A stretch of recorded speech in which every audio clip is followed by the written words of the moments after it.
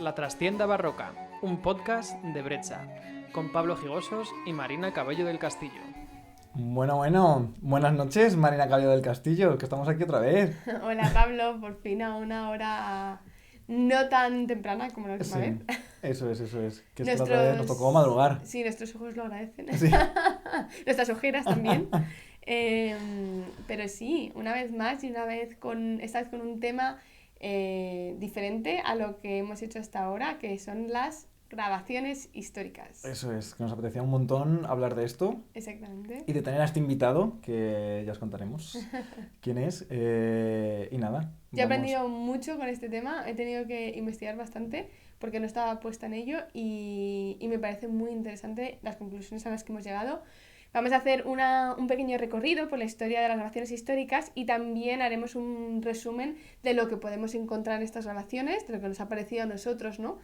Y bueno, las características de los tratados que encontramos, Sí, etcétera. el estilo de la época y estas cositas. Exactamente. Pues comenzamos. Sí, comenzamos con el repaso de la historia, que claro, en los primeros intentos que encontramos del registro permanente de la música, pues tenemos máquinas de notación que estaban normalmente unidas a un instrumento de tecla.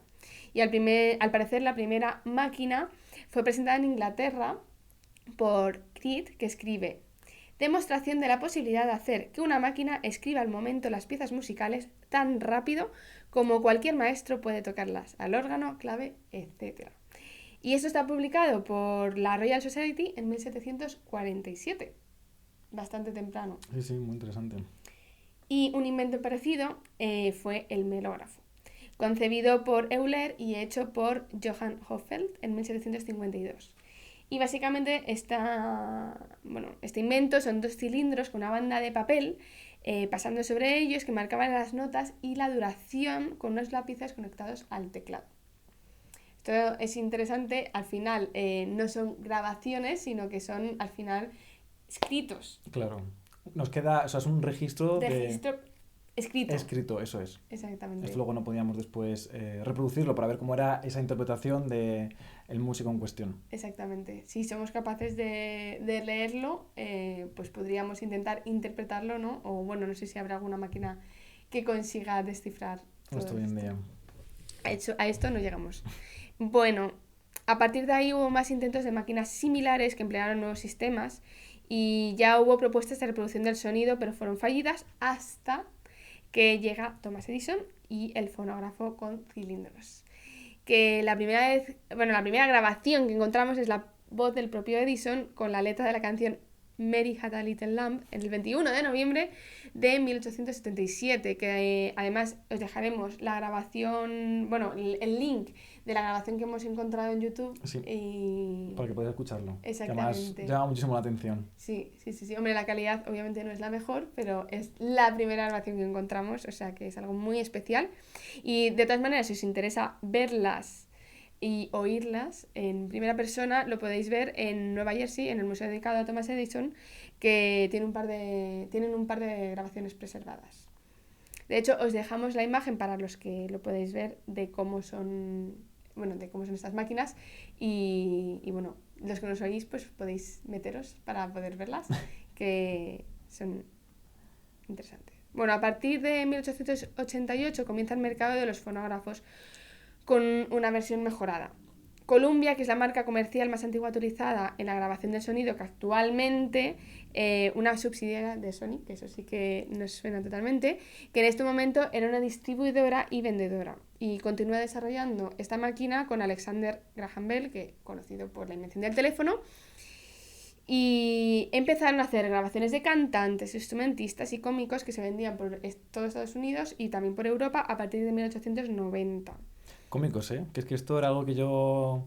Me ha sorprendido mucho cuando lo hemos leído. Sí, claro, que también lo metieran, pero claro, tiene todo el sentido. Al final, es un sistema para pasárnoslo bien, ¿no? O sea, Claro. de entretenimiento, como igual que ahora que podemos ver películas, de todo, ¿no? También podemos ver cómicos, bueno, de todo, Claro. pues Pero el claro, entretenimiento. imagínate también menudo cambio con antes, ¿no? Por ejemplo, cuando los reyes a la corte como Luis XIV o Frederick, Uh-huh. el de Prusia, tenían su propio fonógrafo, digamos, de músicos contratados. Ellos les pedían que tocaran y, por ejemplo, me acuerdo que, es que no me acuerdo si era con Luis XIV o era con Federico, que a veces que estaba muchas veces tocando mientras él dormía o estaba conciliando el Ujú. sueño, los músicos interpretaban la música para que él simplemente conciliara el sueño, que eso me Sí, parece sí, sí. Bueno, ahora espectacular. hacemos lo mismo, pero con Pero, grabaciones. No tenemos ahí o el con músico. podcast. También puede ser. No os durmáis, que tenemos cosas muy interesantes que contar. Y bueno, que no ha acabado esto. Entonces, al final, esto se vendía a través de cilindros que se reproducían con los fonógrafos. O sea, tú comprabas estos cilindros y decías, bueno, pues voy a comprar el cilindro con la música de tal, o voy a comprar este cilindro con este cómico, etcétera, etcétera. Que estos cilindros además eran únicos y era pues una grabación propia de lo que había hecho esta persona. Ujú. Y pasamos ahora a Emil Berliner, que era un alemán emigrado a Estados Unidos, que en 1894 empieza a vender lo mismo, pero una novedad bastante grande, que es discos planos, en una máquina llamada gramófono. La ventaja de estos discos principalmente es que se pueden hacer muchas copias del máster, en vez de, como hemos dicho, los cilindros, que era una copia única. Sí. Entonces esto gana muchísima popularidad en ese sentido porque, Es más fácil la producción. claro, es muchísimo más fácil la producción. Aún así, estas dos máquinas siguieron fabricándose durante bastante tiempo, por lo menos 25 años, o sea, siguieron funcionando y siguieron vendiéndose y produciéndose. Eso sí, los cilindros se abandonan alrededor de 1910. Os dejamos aquí otra imagen donde podéis ver esta máquina de Berliner que se parece mucho más a lo que ya nosotros conocemos con los vinilos, que no es lo mismo, Sí. pero ya vemos, esto ya nos suena más. Sí, sí, cómo va a ir evolucionando poco a poco. Sí, para los que no lo veis, efectivamente, pues ya os imagináis los discos y, bueno, pues todo este funcionamiento que ya conocemos. Vale, aquí me ha hecho mucha gracia porque buscando también incorporaremos la imagen de la publicidad. O sea, esto al final es una novedad que, como tú has dicho, antes necesitábamos a los músicos delante para poder escuchar su música, mientras que aquí lo podemos escuchar desde casa. O sea, al final se amplía la posibilidad de que todo el mundo tenga la capacidad de escuchar lo que quiera, ¿no? Entonces, bueno, se hace muy popular y aquí tengo un anuncio de 1902 de Graphic, el mejor regalo de Navidad, que aparatos desde 50 chelines hasta 25 libras, pero todos con la misma eficacia, que yo no sé si esto será verdad, porque vamos, no es lo mismo 50 chelines que 25, esto es Ya. como una cámara, bueno, pues no es lo mismo gastarte 50 euros que gastarte 900. Pero bueno, esto es la venta. Y dice, ninguna casa está completa sin un gramófono. El continuo progreso de la ciencia y del sonido envuelve este maravilloso regalo que reproduce la voz humana con perfecta fidelidad. Y tan perfecta, claro. Y Las además, claro, para esa época es que tuvo que ser un choque muy Totalmente, grande. imagínate. Las mejores óperas, conciertos, piezas instrumentales, vocales y una variedad de artistas contribuyen a nuestros catálogos con más de 10.000 grabaciones. O sea que aquí vemos pues la popularidad que tenían los gramófonos. La reproducción Sí. estaba en camino, ya estaba ahí, ya estaba ahí. Vale, pues después de esta introducción, yo quiero hablar un poquito del estilo, ¿no? Porque también vemos que al tener estas grabaciones, también nos permite hacernos una idea de cómo interpretaban los músicos en la época la música y comprobar, ver o hacer un pequeño análisis de qué parecidos tenemos con hoy en día Ujú. o qué cosas completamente opuestas o diferentes. Claro, cómo interpretábamos la música Claro. antes a cómo la interpretamos ahora. Es que es muy fuerte porque en el barroco no podemos saber. Exacto. Claro, en el Renacimiento y en el Clásico es una pena, Qué ¿no? pena. Todo lo que tenemos son pues los libros, cartas, todo ese tipo de cositas. Ujú. Pero bueno, entonces claro, las grabaciones, que son de principios de 1900, son las fuentes históricas más importantes de la interpretación histórica que tenemos de la música del romanticismo, porque son lo más cercano que tenemos a la interpretación y tradición de este siglo y de este periodo histórico. Obviamente, como hemos dicho antes, como no tenemos grabaciones de los periodos anteriores, pues nada. Lo más que podemos acercarnos con respecto, utilizando las grabaciones en el tiempo, tirando para atrás, es esto. Es algo muy, muy preciado al final. Y claro, también esto es muy interesante porque estas grabaciones nos permite, o podemos observar que, claro, muchas de estas personas que estaban haciendo estas grabaciones están muy próximos al estilo del romanticismo porque muchos de ellos, de hecho, estudiaron con esos grandes compositores. Entonces, bueno, hemos escuchado diversas grabaciones de principios del siglo XX, Sí. de por ejemplo como Tchaikovsky, o como Saint-Saëns, o como Grieg.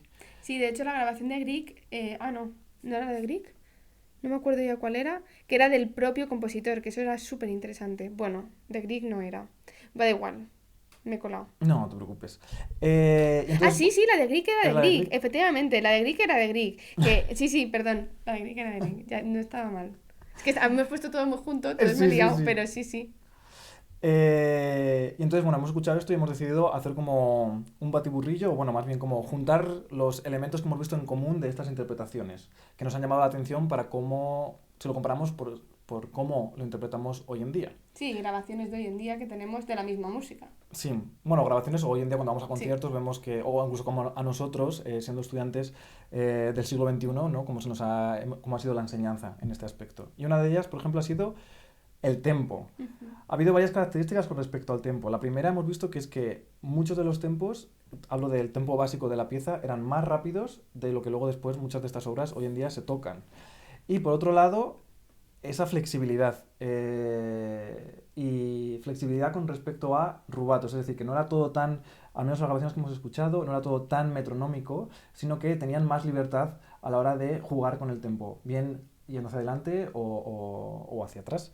Eh, y eso es algo que hoy en día suele ser como de lo básico que te cuentan en las clases, como tempo, tempo, tempo, sí, tempo. totalmente. Y no solo esto, sino incluso dentro de un mismo movimiento, una misma pieza, que a priori no tenemos una lógica o una indicación por parte del compositor que tenga que haber un cambio de velocidad, sin embargo sí que hemos escuchado en las grabaciones que esto ocurría, que probablemente según la interpretación o el afecto, lo que quisieran transmitir, con la armonía, con lo que ellos estaban escuchando, cambiaban los tempos pese a que no hubiese nada escrito.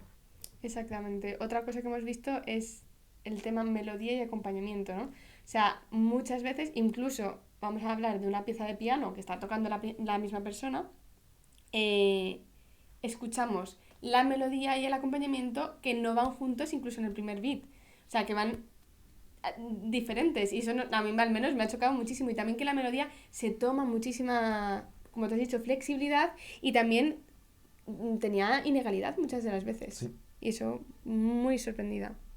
Sí, sí. Además, eso, por ejemplo, en las orquestas también se ve, ¿no? Que de pronto un solo de oboe, tenemos a la orquesta, que quizá la orquesta, el acompañamiento es más regular, pero sin embargo el oboísta muchas veces llega antes o incluso más tarde. Sí. Y es claro, para nosotros nos choca mucho después de la educación que hemos tenido, pero una vez empiezas a entrar como en esta manera diferente de interpretar la música, tiene su cosa muy bonita. Sí, claro. O sea, pero es verdad que hoy en día cualquier orquesta, no vas con la orquesta, sería muy raro. Ya, yo imagino que Te ahora haciendo unas dirían, oye, pruebas de que vas tarde. orquesta, claro, haciendo pruebas de orquesta yo no sé si pasarían primeras fases. Pero bueno. Sí.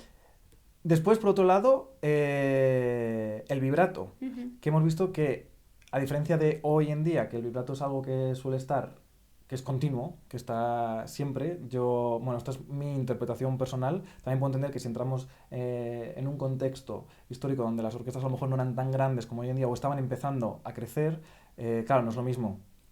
Por ejemplo, si lo comparamos con el barroco, que a lo mejor no había 40 primeros violines, entonces claro, también es verdad que a la hora de afinar una misma nota, evidentemente el vibrato te permite que ese espacio para encontrar esa nota es mucho más amplio. O sea, no digo que esta sea la única razón que existe para el vibrato, pero sí que entiendo que en este aspecto esto ayuda. Pero en cualquier caso, hemos visto que en las grabaciones históricas el vibrato se utilizaba más como un elemento, un ornamento, Ujú. que es lo que hemos visto muchas veces en nuestros tratados, en los tratados del barroco. Bueno, totalmente. De hecho, es que en el barroco, bueno, o al menos nosotros como músicos, intérpretes de la música barroca, no vibramos, o sea, de hecho, lo usamos como efecto, al menos con la vela de gamba, de hecho, como tiene trastes, bueno, se hace de una manera especial, no se hace como el violín, se hace con dos dedos, y efectivamente tiene un efecto X. Exacto. Sí, sí, con el traverso vamos Igual, exactamente claro. lo mismo. Y es algo que Sí. nos ha sorprendido porque, claro, en el tiempo en el que estamos hablando, estamos más cercanos a la música del siglo XXI, y sorprende que en este sentido, por ejemplo, que el elemento del vibrato se asemeje más Como a nosotros cómo interpretamos. interpretamos el barroco, Sí, por sí. ejemplo. Totalmente cierto. Y también con el tema de ornamentos y pasajes, ¿no? que, al igual que en el barroco, es que esto es muy parecido, que no están escritos en las partituras, estamos viendo las piezas con las partituras y estaban haciendo ornamentos que no estaban escritos, que eso nosotros lo hacemos constantemente. Y en los tratados del barroco se dice Exacto. muchísimo, y de hecho hay tratados solamente para trabajar los ornamentos, y aquí era algo que se hacía. Mientras que yo no me meto tanto en el mundo clásico porque yo no vengo del mundo clásico, yo soy barroca pura, por así decirlo, entonces no me atrevo a hablar de esto exactamente, pero bueno, tú puedes hablar mucho más de ello porque tú lo has vivido. Pero no lo veo tan habitual, ¿no? Exacto. De hecho, chocaría bastante, yo diría que hoy en día que los instrumentistas si tienen un solo orquestal, que claro, no estoy hablando, por ejemplo, están haciendo una Johannes Passion o cualquier obra de Bach, o del barroco en general, ¿no? Pero si están haciendo cosas del romanticismo, yo diría que muy raro encontrar a instrumentistas modernos que añaden ornamentos. Incluso, tiro para atrás, muchas veces incluso gente histórica, cuando están tocando repertorio clásico, también pasa muchas veces, que hay esta concepción de que no, solo se toca lo que está escrito. Y no, hay muchos tratados de la época que ya nos está diciendo que se hacían muchísimos ornamentos y que el intérprete tenía libertad para hacer estos ornamentos. Vale, y luego tenemos el portamento y los guisandos, que esto es un temón. Sí. En esto, ¿no? Que es algo, al menos para mí, muy novedoso, porque en la viola da gamba aparece muy poco. Bueno, ¿qué es un portamento, qué es un glissando? ¿Nos los puedes explicar un poquito? Pensaba que lo ibas a explicar tú. Bueno, que antes vale. cuando lo hemos hablado lo has hecho súper bien. Bueno, o sea, hemos dicho que a ver quién lo hacía. Vale. Porque esto es un temón que no nos queremos meter mucho. Luego, de todas porque... maneras, nos centraremos para que nuestro invitado nos lo explique, que lo tiene muy claro. Él es especialista en esto y lo sabe mucho mejor que nosotros. Pero bueno, el portamento que viene inicialmente de los cantantes era cuando tenemos dos notas, hay un salto de notas, bien sean contiguas o bien sean un poquito más grandes, de terceras, cuartas o quintas, es cuando están unidas por el sonido. O sea, unidas, sí, exactamente, que no escuchamos un do o un re, sino que hacemos do, o sea, esa unión que no es un salto de un sonido al otro. Vale, de hecho, esto cuando escuchamos las grabaciones a mí me sorprendió mucho y me recuerdo, de hecho, o sea, porque por ejemplo en la viola de gamba también por el tema de los trastes no es algo tan sencillo de hacer, porque muchas veces si quieres ir de un sitio a otro, el traste tú puedes hacerlo un poco, pero hay un momento que tienes un salto con el traste. Entonces sí que se puede hacer con 2 dedos, etcétera. Pero hay un pasaje que me ha recordado que en el tombeau de Para Saint-Colomb de Marie-Mare pues era un tombeau. Un tombeau es una pieza a alguien que se ha muerto, dedicada a alguien que se ha muerto. En este caso Saint-Colomb, que fue su profesor, es una pieza de llorar. Y de hecho tiene un glissando, que es de un semitono. De hecho se hace fuera, está ya fuera de los trastes, por eso lo podemos hacer sin ningún problema. Y al final el efecto que tiene esto es un poco de lloro. Claro. Te recuerda como si es que la viola llora con ese glissando, ¿no? Pero es un ejemplo concreto que me ha venido a la cabeza, no hay muchos. Sí, no, yo creo que cuando me lo has contado me llama mucho la atención que ya en el barroco tenía este tipo de cosas. Pero como un efecto muy concreto y efectivamente con esa característica de quiero hacer esto para este efecto. Claro, que por ejemplo, a diferencia de este periodo, claro, el portamento es uno de los ornamentos que son más importantes de esta época. Que además leemos tratados que nos dicen que las tonalidades mayores representaban amor, dulzura, nostalgia, y sin embargo el portamento en tonalidades menores representaba tristeza o melancolía o pena, o sea, estaban relacionados de esta manera, y además, claro, siendo un elemento, un ornamento que originalmente proviene de la voz, claro, siendo algo muy natural del ser humano para que tenga este tipo de afecto o de expresión detrás. Sin embargo, claro, probablemente con los instrumentos veo difícil que se pueda, o sea, no digo que sea imposible, pero más quizá, bueno, luego nos lo explicará el invitado.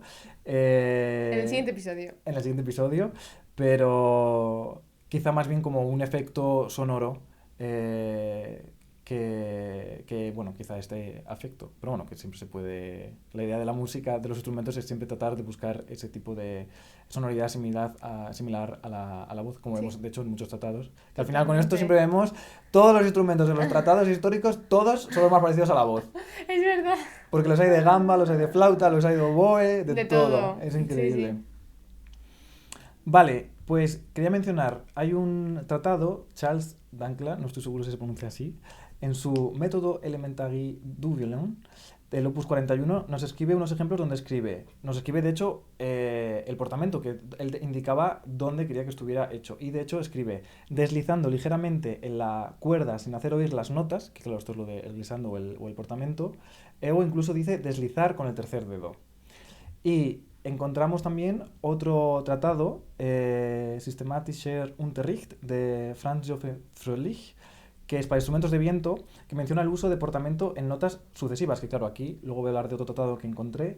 Claro, con los instrumentos de viento, yo imagino, ¿no? Lo hace el cantante y queda precioso, la cuerda lo copia y me parece, claro, no en la viola de gamba porque tiene trastes, Claro. pero instrumentos, por ejemplo, el violín o el Sin cello, que es como problema, de... claro. que es, lo veo como más natural Sí, o sí. más sencillo, pero claro, imagino que aquí los de viento dirán, yo también quiero, yo también quiero. Pero claro, no tenemos esa facilidad. Entonces, claro, él habla de notas sucesivas, de un tono, de un semitono. Y claro, lo que él sugiere es que dice, para este efecto tenemos que mover los dedos lentamente y con amabilidad, para que el sonido intermedio se pueda ir consiguiendo así el efecto de portamento. Sin embargo, encontré otro tratado de Nicholson, que de este ya me gustaría hacer un episodio solo para él, que era un flautista muy particular, que me ha parecido muy interesante, y de hecho él es la razón por la que hoy en día existe la flauta moderna como la conocemos. Y tiene un apartado que lo llama The Glide, que es como deslizar o el... Sí. Donde dice, cuando se ejecuta bien, produce un efecto muy bello. Se produce retirando los dedos de los agujeros en lugar de levantarlos, a diferencia, por ejemplo, de lo que he leído ahora con Fröhlich. Entonces, en lugar de levantarlo, para los que me estáis viendo en el vídeo, pues claro, en lugar de hacer así, pues lo que O hace sea, es de que levantar el dedo, claro. es deslizarlo de esta manera. Y dice, deslizar en lugar de levantarlo, lo que permite que dos o más notas se mezclen exquisitamente con continuidad del tono del sonido. Ujú. Que esto es lo que se está buscando. Y, y claro, esto lo estamos llevando a los instrumentos de viento y Charles Nicholson, de hecho en sus partituras, que también lo escribe en las propias partituras, que lo pondremos ahora también aquí en el vídeo, es muy curioso porque lo que hace es que la forma que tiene de transcribirlo en las partituras coloca una ligadura, ¿no? Que espero que todo el mundo más o menos note que una ligadura, que es como medio arco, lo que hace es que para indicar que esa ligadura tiene que ser con un portamento, con un glide, une los dos extremos de la ligadura con una línea recta. Ujú. Y esto era lo que significaba para él que el músico, o el flautista en concreto, tenía que hacer aquí este glissando. Perdón, en Marín Maré también, o sea, lo que hace en la pieza también tiene una ligadura arriba y abajo, en vez de una línea recta, lo que hace es como una V Ujú. para unir esas dos. Esas Pero es dos parecido notas. el sistema. Sí, sí, sí. Lo que pasa es que es bastante... Sí, sí, mira, anterior. pondremos los dos para que puedan compararlo. Eh, vale, y entonces, bueno, pues con esto, como hemos dicho antes, el portamento como era un elemento, un ornamento tan característico de esta época, pues así instrumentistas de viento junto con los de cuerda lo hacían. Y por otro lado, otro apartado que he encontrado que explica Nicholson son las resoluciones de los trinos. Es decir, tenemos un trino y las resoluciones es estas dos notitas que al final del trino se hacen. Que muchas veces, por ejemplo, en el estilo galante con Carl Philipp Emanuel Bach, en su tratado nos explica que más o menos nos viene a decir que siempre hay que hacerlas, prácticamente. Sin embargo, o sea, en el barroco con Bach y estas cosas no había que hacerlas siempre. Muchas veces estaban escritas, podía elegir, digamos, el intérprete. Sin embargo, esto quería mencionarlo con respecto al tempo, lo que hablamos antes de la flexibilidad del tiempo. ¿Por qué? Porque él, cuando habla de las resoluciones, yo los pondré aquí también, nos propone unas resoluciones que no son de 2 o 3 notas, sino que llega a escribirlas de 4, 5 y 10 compases. Y encima no hay líneas divisorias, lo que significa que en cuanto al tempo se refiere debería ser el mismo tempo, lo cual es imposible, porque claro, no te da tiempo a hacer eso. Viene a ser al final como una gran cadencia, Libre. pero que lo llama libre. Pero Claro. claro, lo llama, esto es una resolución. De lo que claro, que me ha hecho muchísima gracia, que tiene sentido justamente con este periodo histórico y el estilo que estamos hablando, porque me puedo imaginar tranquilamente que, claro, aquí dejaba más tiempo para que el solista pudiera hacer en este caso, su resolución libre y después el acompañamiento continúa y le cogen y continúan con la pieza. Y finalmente, que hemos hablado antes también del vibrato, hay una cosa que es que me ha hecho mucha gracia que encontré también en el tratado de Nicholson, en concreto con las flautas, que él habla de cómo hacer el vibrato. De hecho, espera, me he colado. Quiero hablar primero del vibrato como lo dice Fröhlich, que él lo que dice es que el vibrato se reserva para las notas largas y para enfatizar notas que tengan un acento melódico, que era lo que hablábamos antes. Ujú. No era algo constante, sino como en el barroco era un elemento Ujú. de expresión. Y entonces habla de dos tipos de vibrato, el lento y el rápido. Y luego habla de un vibrato que es una combinación de los dos, es decir, que empieza lento y la terminación es más rápida. Nicholson nos dice una cosa similar, que de hecho dice: es un elemento que merece la máxima atención por parte de todos aquellos que deseen convertirse en buenos intérpretes de la música. Al principio son lentos y a medida que el sonido disminuye gradualmente, las vibraciones se hacen más rápidas, que es, bueno, viene a ser lo que nos propone también Fröhlich en su tratado. Pero él habla de 3 maneras de conseguir este efecto, que de hecho tengo aquí la flauta y quiero hacerlo porque es que si no, no me cuesta explicarlo de otra manera. Entonces, claro, habla del vibrato por el aliento, dice, ¿no? Que es el que conocemos hoy en día, que es el de pues del aire en sí. Luego habla de un movimiento con los dedos, que es como haríamos el flattement, que conocemos en el barroco, es decir, que con la digitación de los dedos cubrimos parte del siguiente agujero. Y luego habla de otro, que esto me hace mucha gracia, que lo que dice es que hay que mover la flauta.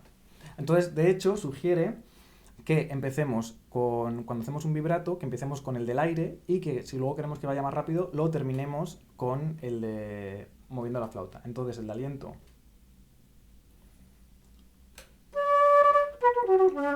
Vale. El de aliento sería algo así como...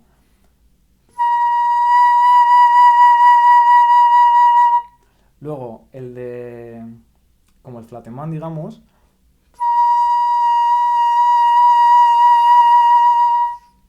Y el de mover la flauta, claro que esto es... no sé ni cómo decirlo. Claro, imagínate empezar un vibrato que fuera...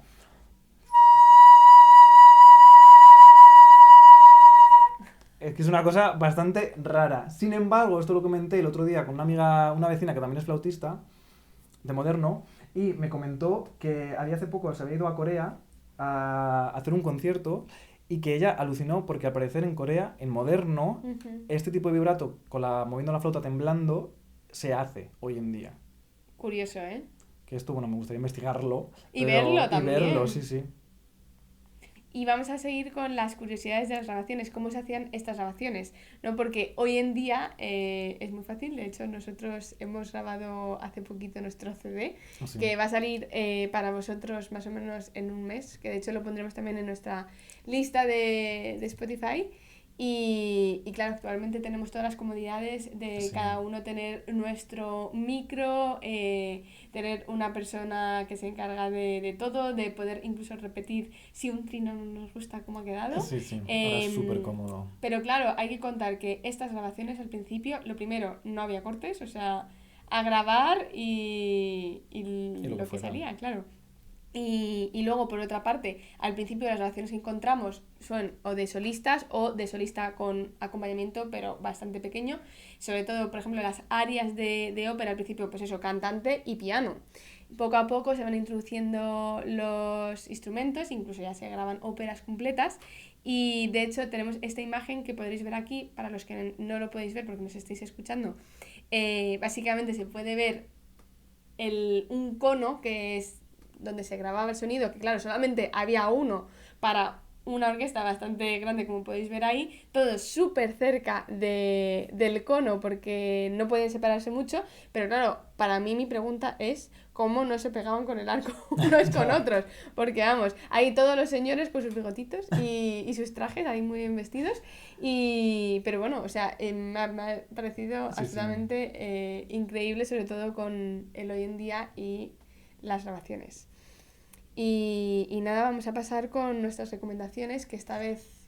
Bueno, ¿Sí? y una cosa que sí que queríamos, lo de compararlo, lo de hoy en día, una cosa que nos gustaría mencionar era que, claro, con las grabaciones hoy en día, cómo ha cambiado el hecho de que hubo una época en la que se te pagaba por hacer grabaciones, que nuestros profesores al principio lo han vivido eso, de hecho, Sí, y hoy en día ha cambiado completamente el sistema, porque hoy en día normalmente es el músico, bien sea a través de fundaciones o de ayudas o lo que sea, o muchos de ellos de su bolsillo o de una herencia, porque claro, hoy en día muchas veces las grabaciones nos sirve, nos guste o no, como un portfolio de presentación de quién es el ensemble, Bueno, es o importante, el claro. músico o el solista en cuestión.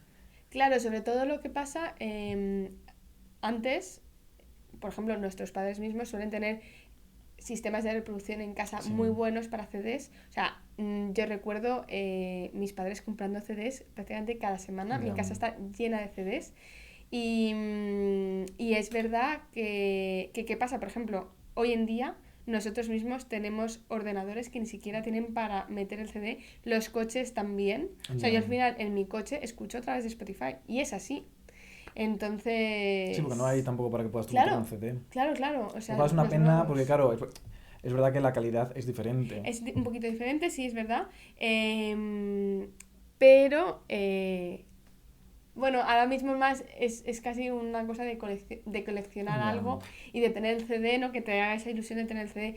Pero es verdad bueno, igual que nuestro CD lo vamos a tener de manera física, pero también lo vamos a tener Sí, sí. en de Spotify, y etcétera, Sí, etcétera. sí. Y seguramente se escuchará mucho más en Spotify. Claro, Pero seguro. es necesario hoy en día tener el Todavía CD. tenerlo, sí, sí.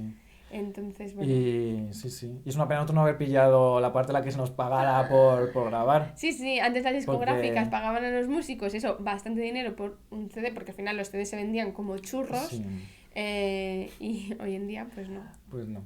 Así que sí, sí, porque nosotros eso necesitamos ayuda. O sea que si nos estáis escuchando y queréis apoyarnos y os gusta este proyecto, tenemos un crowdfunding lanzado, Sí. de hecho, del CD. Nos vendría muy bien la ayudica. También Aquí lo lo dejaremos dejo. por ahí abajo. Y ahora pasamos a la recomendación, ahora sí que sí.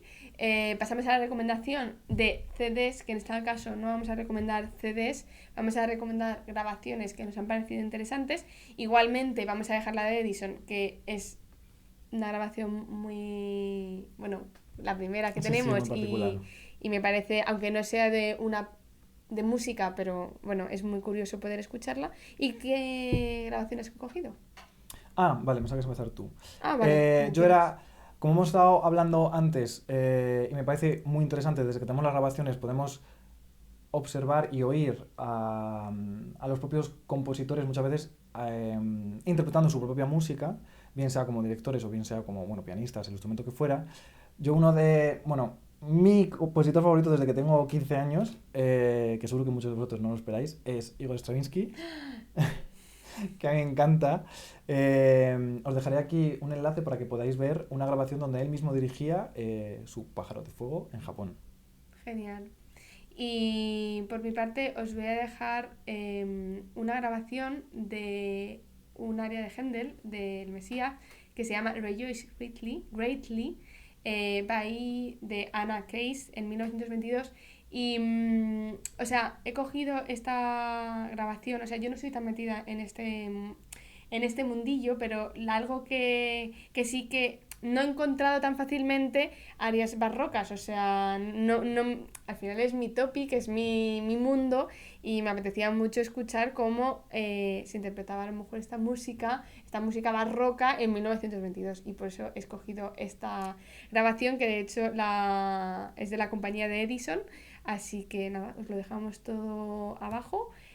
Para que lo podáis encontrar. En YouTube será fácil, en Sí. Spotify esperemos que también, y nada, y en las redes sociales seguramente también lo pondremos. Exacto. Así que nada, Lo dejamos por aquí y nos vemos en el siguiente episodio con nuestro invitado hablando Sí. de grabaciones históricas. exactamente.